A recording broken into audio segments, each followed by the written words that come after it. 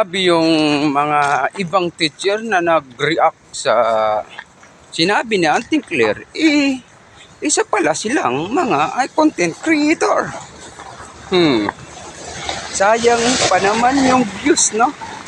Kung hindi si Auntie Claire yung i-content nila. Hindi naman lahat na teacher yung binabanatan na Auntie Claire nakaraan araw, di ba? Di ba may mga teacher na balasubas din? Hindi pala Tulad lahat ng nung mga teacher natin is very professional.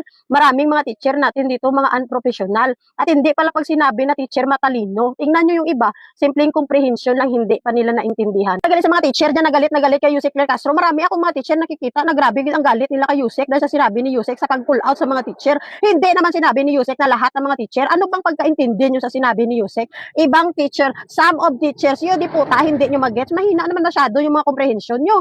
Mga teacher kayo, hindi nyo maintindihan yan? Bakit niya nagagalit kay Yusek Claire Castro? Sinabi ba niya pangalan mo? Sinabi ba niya na lahat ng teacher?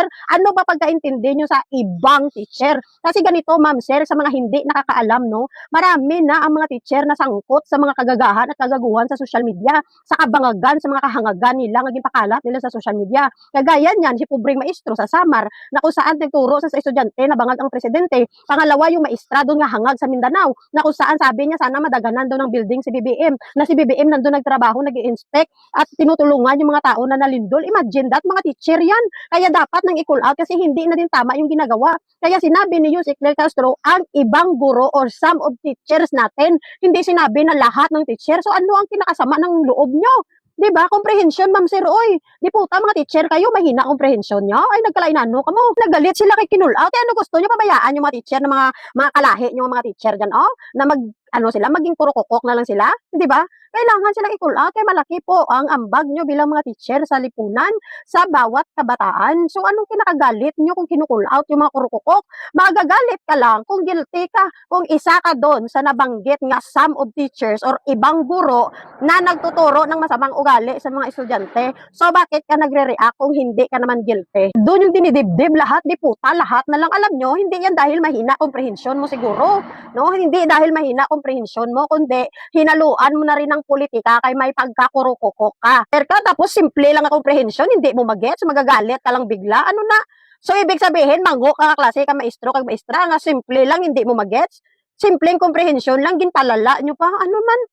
Anong utak meron kayo man? So, DepEd, siguro kailangan yung taasan yung standard yung sa mga teacher natin. Kasi kunting comprehension lang, no? Kakarampot na comprehension, hindi pa mag-gets ng mga teacher natin. O, kita mo, nandyan sila sa social media.